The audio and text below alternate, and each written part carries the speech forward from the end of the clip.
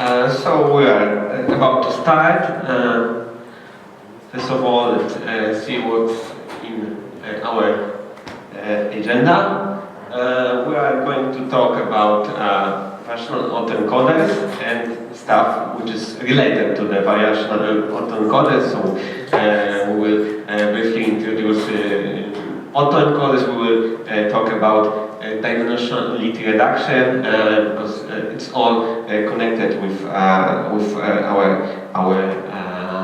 topic for today. So first we will talk about dimensionality reduction. What is it? Why do we need it? We will we will get some intuition how it works. There will be an example. Similarly with autoencoders, we will talk about how they work, what they are for. There's going to be an example, and we will finish with wrapping it up and in the subject of variational autoencoders. So first of all, something about me and what I am doing. Professional, what is my company in which I work in. So I'm from northern Poland, from City. I'm Gdańsk Tech graduate. I studied mathematics and I'm bachelor and master of science in mathematics. And I work as senior data scientist at Silky Coders. And Silky Coders is subsidiary of LPP. I don't know whether you know the company, but I suppose at least if you live in Central European country, you should know the brands which Silky Coders owns. Reserved, House, Crop. So basically it is a fashion brand, and for such a brand there is great need of data analysis. So we have lots of those. We work mainly with numerical data. We do forecasts regarding sales, and we have developers of basically any language you could imagine, because it's pretty large company. We have like 800 people. So this is what we do. And now let's start with our topic. And first of all, I wanted to introduce pretty basic differentiation in data science and machine learning, which is supervised and unsupervised learning. Because what we are going to do today, so dimensionality reduction, it is a great example of unsupervised learning. But what is the difference? What is the difference?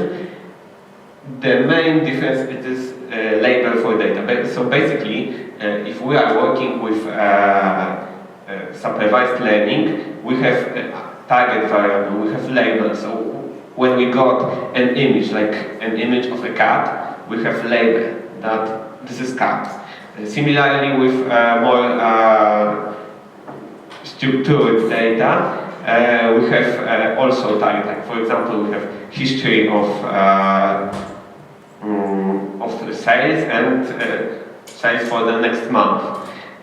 So this is how it works. And in unsupervised learning, we don't have that. For example, we have some images, but we don't have label for an image. And this is going to be an issue in our presentation, because what are the examples of supervised and unsupervised learning?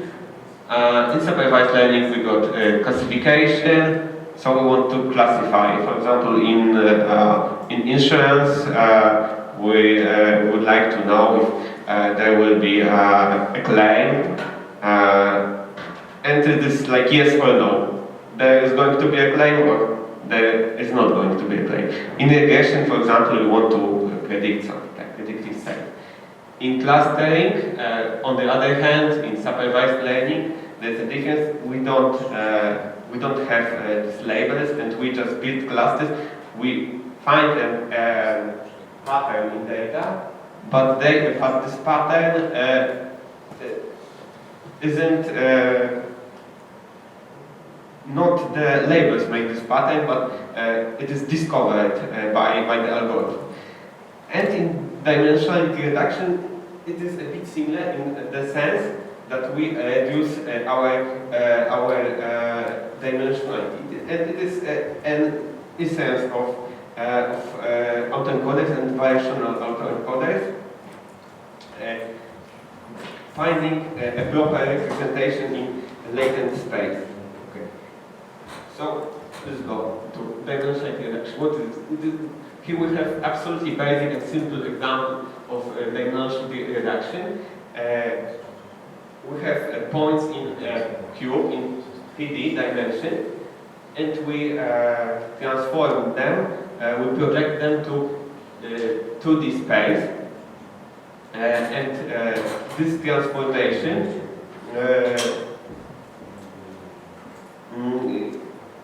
it loses some data. So when we talk about this kind of transformation, it is lossy transformation in which we don't have all the data we have, but it's of use because this new representation gives us new insights. And okay, what the insights might be. So, for example, this visualizing multidimensional data. When we have data with very large dimensionality, for example, we have lots of columns, lots of data. We would like to make some reasoning based on this data, and for a human, it isn't. Humans aren't capable of seeing things in like 50 dimensions.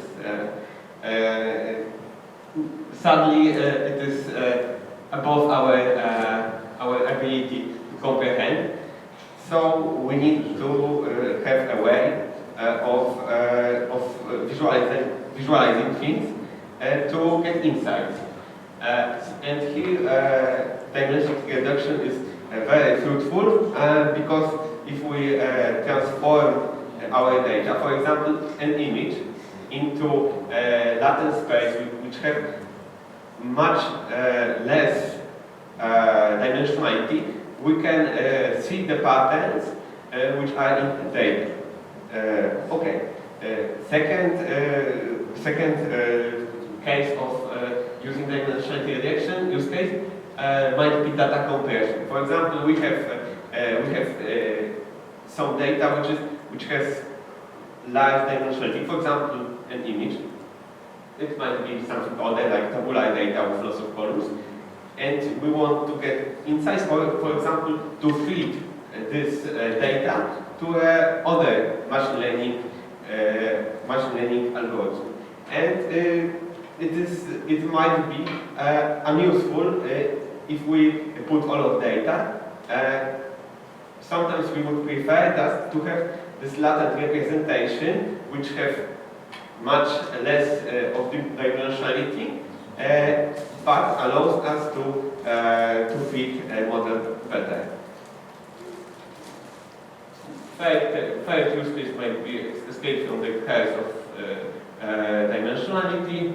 And fourth, interesting one is removing noise. Basically, we can use autoencoders to remove noise. And how we are going to do this? We just add noise to input. So we have image, add noise to it at input, and at output we have the original image. And by this way, the neural network learns how to denoise data. So it is once more a use case of dimensionality reduction. And we will begin with something pretty simple. It is a PCA, and here we got really easy example of PCA. Basically, 2D points are projected into 1D line. It is orthogonal projection. In PCA we have orthogonal projection. And by doing this we lose some information, of course, but it might make some kind of reasoning easier. This is a basic example, but if we go with more dimensions, things got higher. Okay. So how do we do it in Python? It is extremely simple, like usually with machine learning algorithms. So all of these objects I imported from scikit-learn. So we import standard scala in PCA from scikit-learn. What is important is that we use standard scala. Standard scala is of great importance because PCA is sensitive to scaling. We need to have data which has centered data which should have something close to normal distribution, and it should have such among all of the features we have. So standard scala is essential when we do PCA. And important thing in our algorithm is reconstruction error. Here we see very big reconstruction error, and we don't want to do this. If we want to encode our data, we want to get something similar at the output, and if you want to generate data like with variational autoencoders, we want to have generated samples similar to what we would expect. If we want to generate 9, we want to look at like 9 or not 9, something else. And basically, as we see in the equation, reconstruction error is the difference between what we expect at the end of our neural net, so at the output at the end of PCA, with what the algorithm gives after encoding and decoding in. So this is that. And in the images, we encode image, or we represent image in machine learning as numerical data. Neural nets like to have data between 0 and 1. So it looks something like this. Of course, sometimes we have color data, so we have 3D data. Okay, and basically reconstruction error would be difference between pixels squared, so like 0.6 minus 0.2 squared, and we sum all over the matrix, we get our reconstruction error, and we train the algorithm, the model to lower the value. Okay, so this is how the PCA basically works,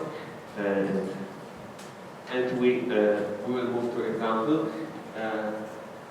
Yeah, so the example I made is using data from Kaggle via data from World Bank via Kaggle. There is a data set which consists of impressive number of various indicators for countries of the world, and I decided to use this data to reduce dimensionality to get some insight for the sake of the example. Basically, what I might advise that if you sometimes have an opportunity to or need to use some data about economy, environment, demographics of various nations, which sometimes in data science might be the case. You can use world-wide data, and they have pretty impressive number of statistics on various nations' economy and stuff. Okay, so here's like the data looks like as pandas that are framed. There are lots of various indicators for the nations of the world. I haven't used all of them for the sake of example. I fed the PCA with columns like Human Development Index, expected years of schooling in years, electrification rate of population, mobile phone subscriptions by 100 people, birth registration under age 5, population with at least some secondary education, gross domestic product per capita, internet use percentage of population, life expectancy at birth in years, mean years of schooling years. So basically, these indicators I picked, they show how developed the nation is, or something like that. Yeah, they are pretty correlated, I would say, and this is to be expected that they are going to be correlated. And PCA is good in such a case because it merges intuitively. It merges very correlated data into one principal component, and it happened here. So basically, the first component had pretty large eigenvalue because the first component is largest eigenvalue. And it explained most of the variance, because explaining the variance is the measure by which we judge how PCA is good and how much components are to be chosen. I think that probably one would be enough here, but for the sake of example, for the sake of visualization, I took two first ones. So this is the result. Basically, the first component said us about development of the nation, and the second one was about how much people in the nation use, how much they have mobile phones. Apparently, it isn't in modern world that much correlated with economical development. If you think about it, today almost everyone has a phone, not only in the most developed nations. Okay, so so we are going to about after this introduction, we are going to go deeper. So the subject, the next subjects are autoencoders, and why do we need them? Basically, PCA is linear, and if we have data which isn't linearly correlated, it is limited. The transformation is always linear, and sometimes we have data which is pretty not linear, as here in the plot. Of course, there are some remedies. There is kernel PCA, which makes some transformations similar to support vector machines.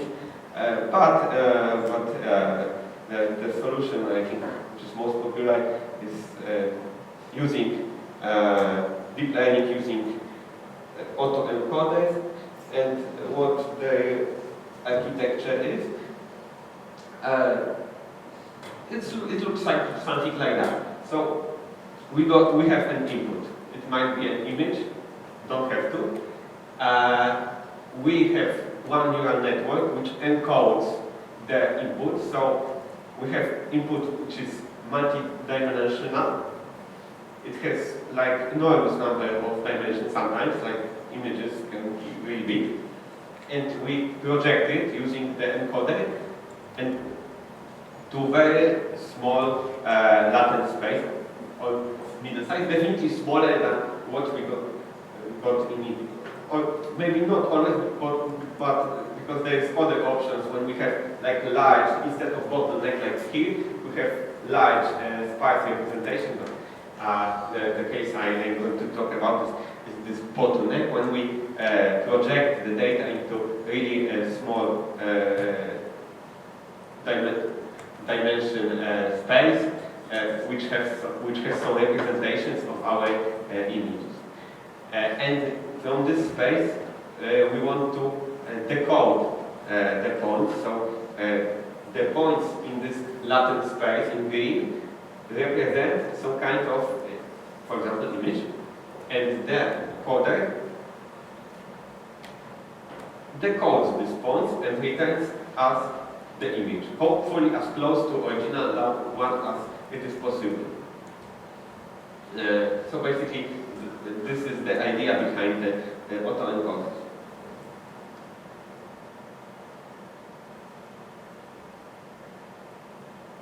Okay, and the example I have is pretty, first of example I have is pretty simple.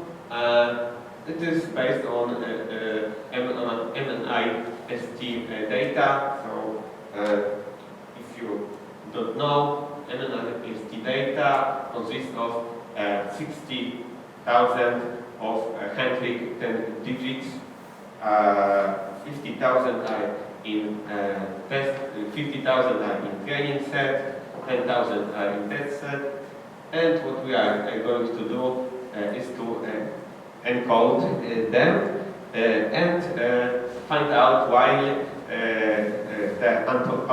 the basic vanilla autoencoders aren't good for generating new data.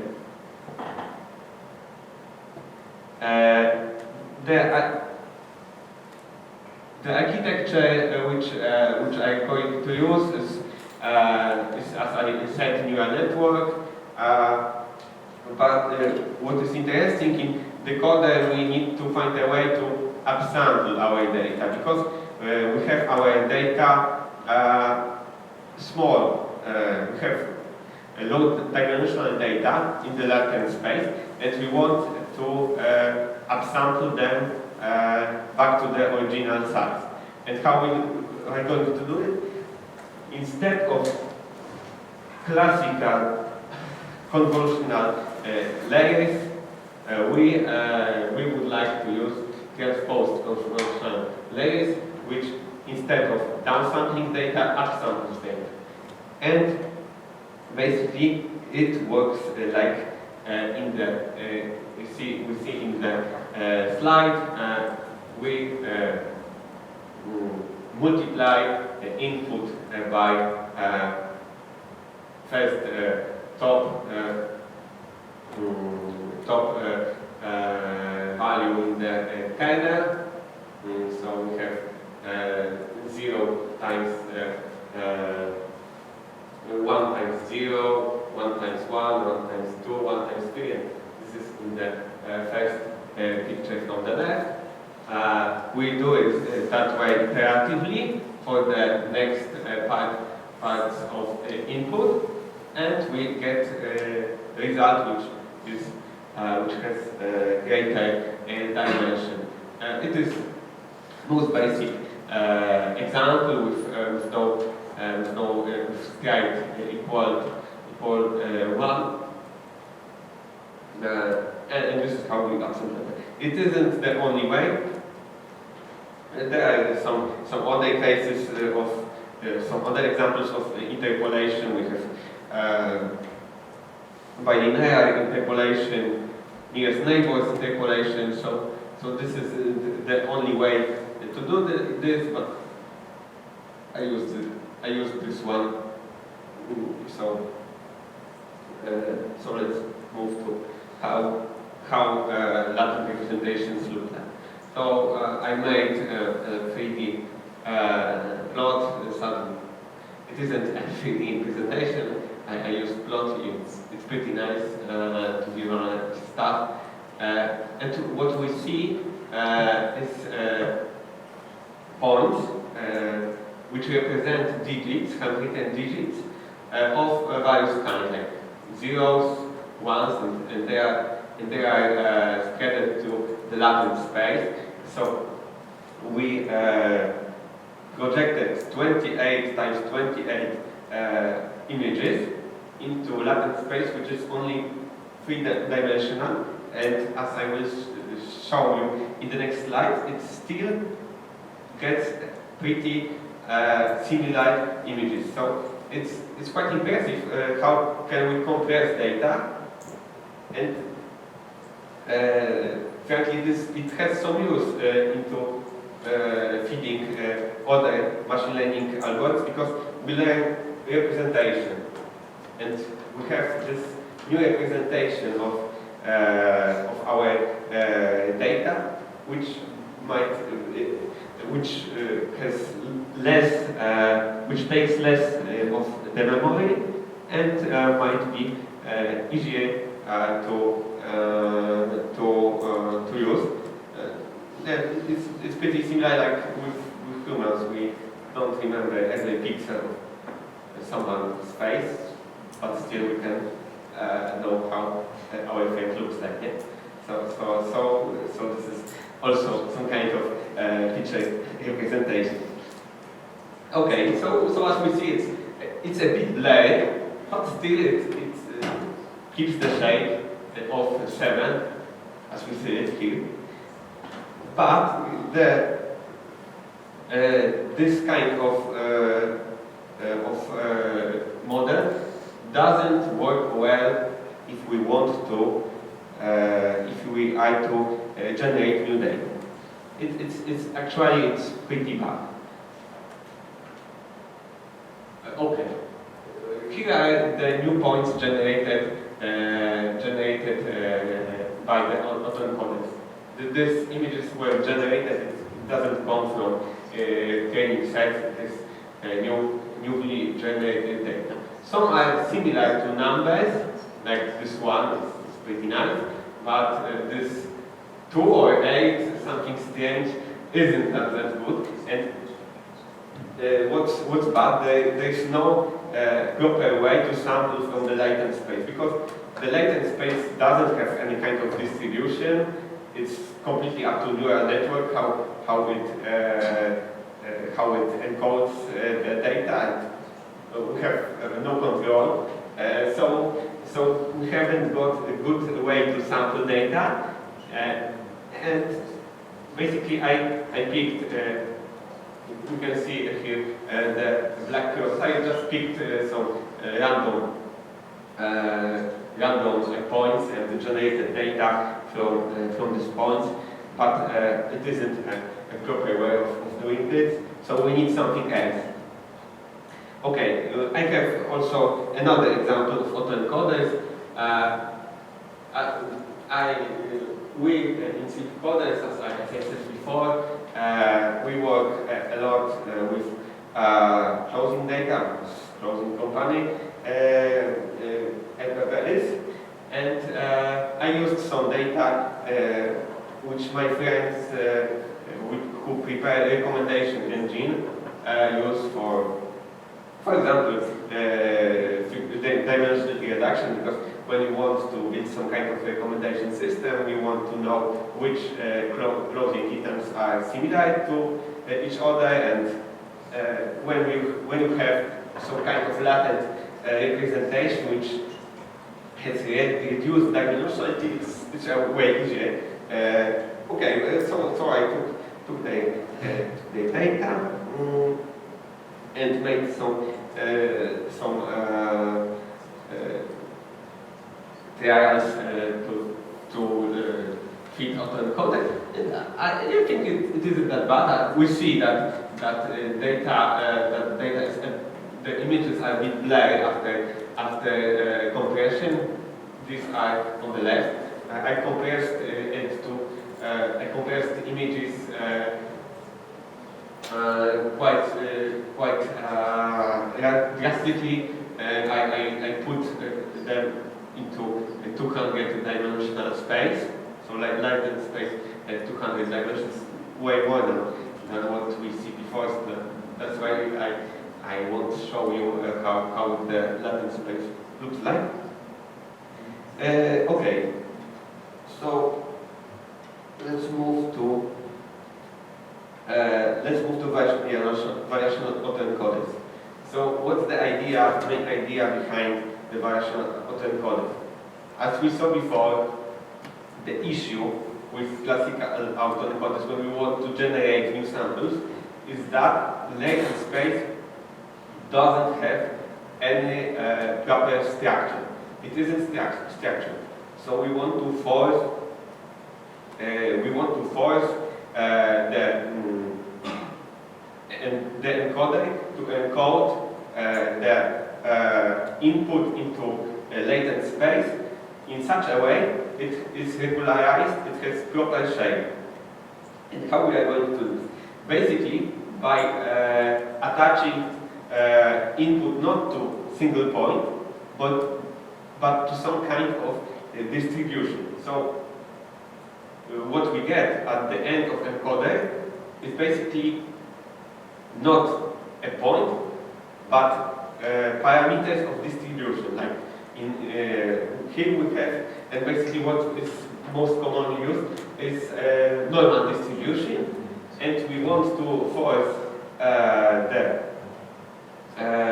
the neural net to encode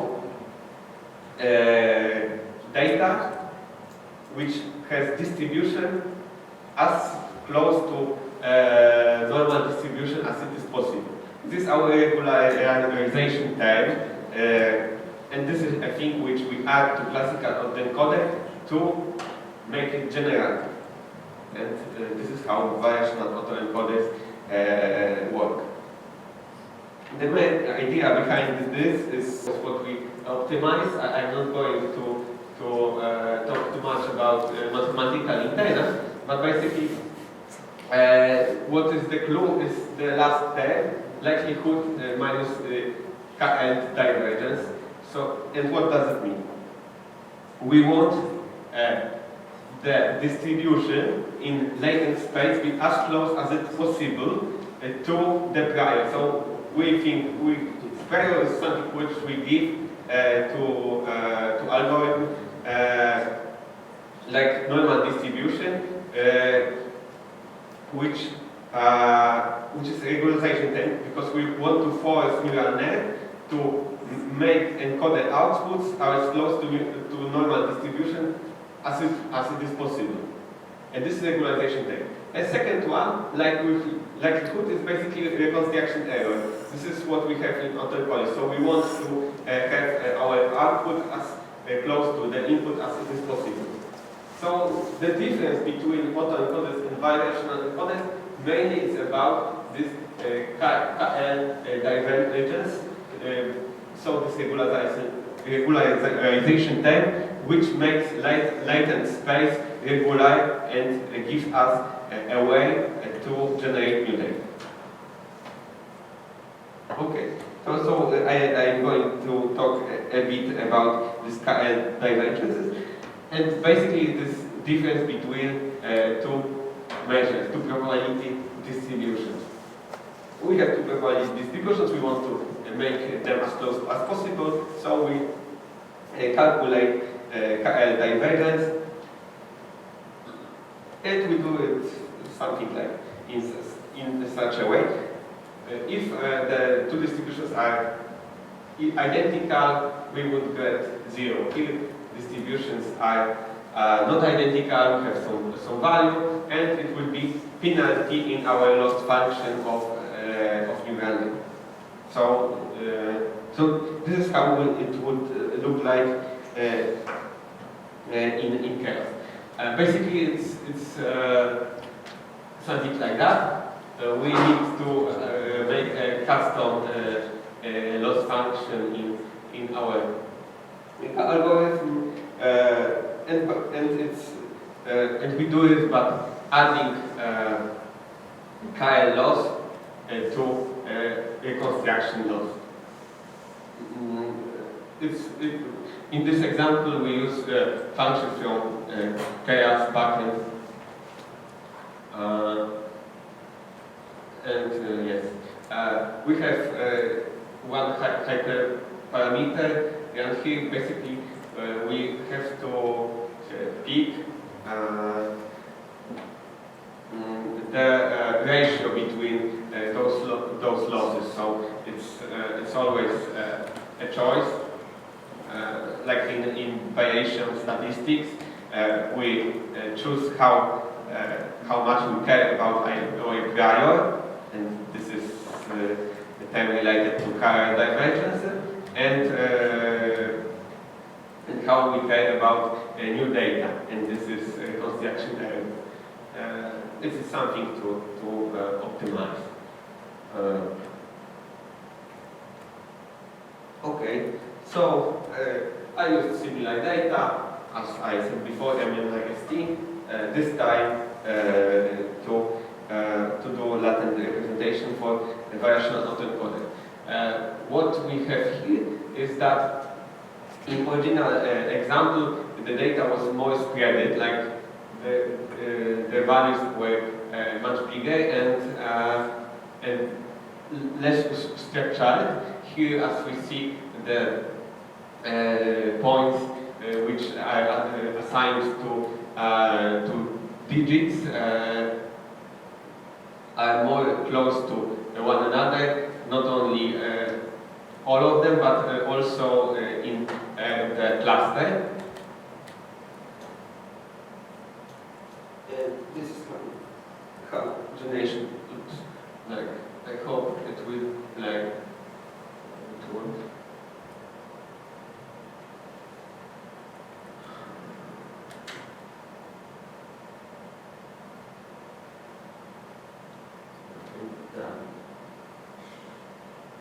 Okay, so give me a moment.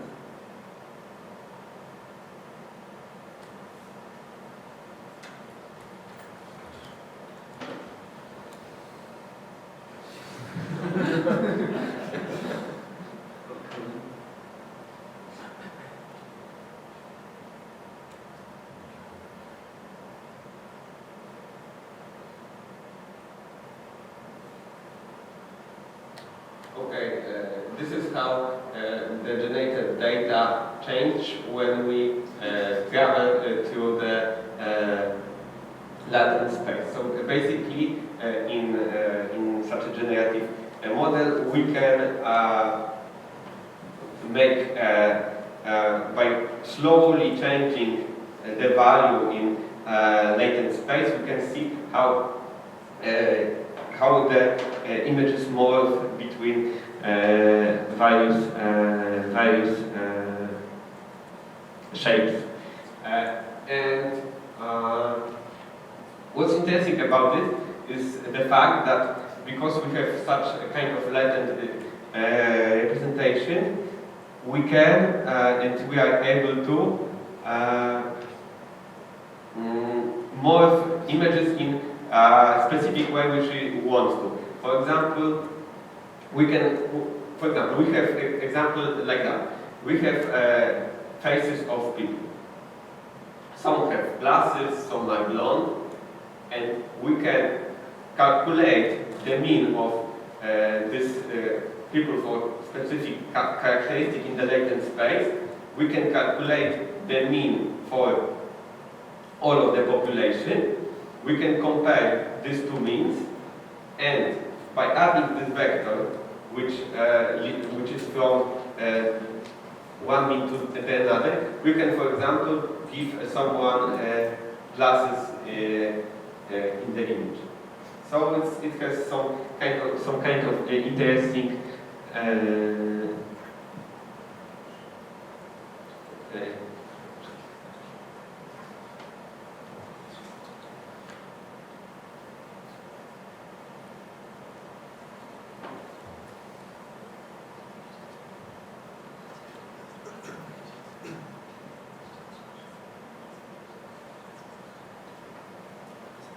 Okay, I repeated this example on the closing data. As we see, the the results are a bit blurry. In the training, I focused mainly on background. I think that this is thing to work with some kind of data-centric approach. But as we see, the new examples at least have shape of closing. So we see that the issue is like that. And the blue being blind is quite an issue in Variational Autoencoders because it is a probabilistic way of generating data, probabilistic ways of doing things. It usually isn't exact. Okay, so some final remarks. Autoencoders have many applications, mainly in learning some kind of feature representations. So it's definitely of use. And what I would like to say that there's a lot of research in area of generative models. I think that you might have seen some of them, and definitely there is lot more than Variational Autoencoders. We have GANs, we have fusion models. There is constantly new stuff coming, so definitely we may expect more of it in the future. Some have really pretty impressive abilities to generate new data.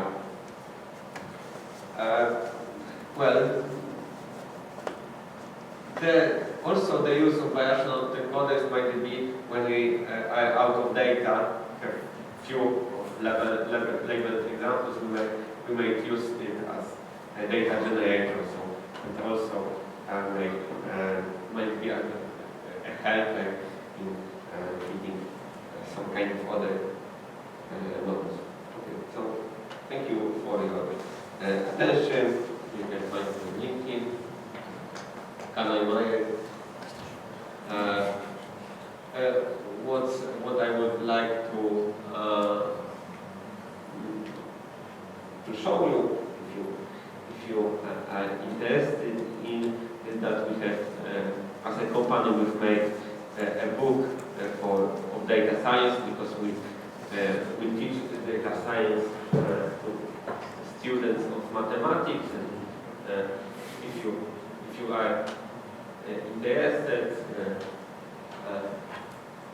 here it is. You can find it. You can find it in the internet. So I think okay. So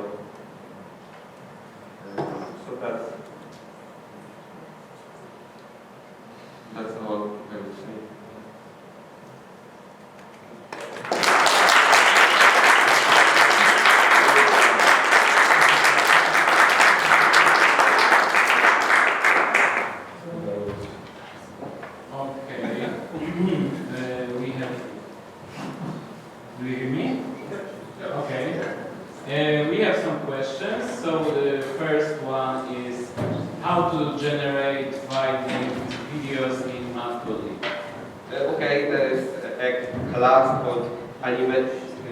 Animation artist, things like that, and you use it to generate videos from images. So it's quite nice. I looked for it in Blockly, but finally I found it in Matplotlib. It's easier you use animation artist. So this is how the object is called. Okay, let's move to the next question. Can you say something about the practical application of autoencoders or related techniques in LPP? So basically, as I mentioned, my friends used this kind of feature representation in building recommendation system for e-commerce. So recommending clothing items someone might like, and one of part of input was this feature representation, which was generated by Autoencoder, not basically encoder.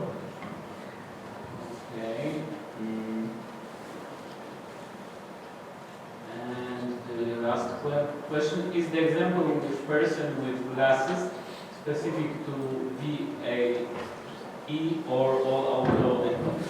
I would say it is specific to VAE because in VAE we have this kind of representation which is regularized, and in regular autoencoders generally generating new data is pretty bad, and you might have examples of person with glasses scattered throughout all of the latent space, not close to each other, and Variational Autoencoders forces this regularization, which makes all persons with glasses close to each other in latent space.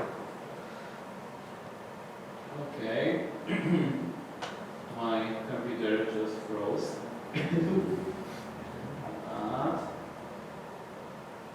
And those are really all questions we had for this talk, and we already ran out of time. So thank you for attending this talk. Thanks.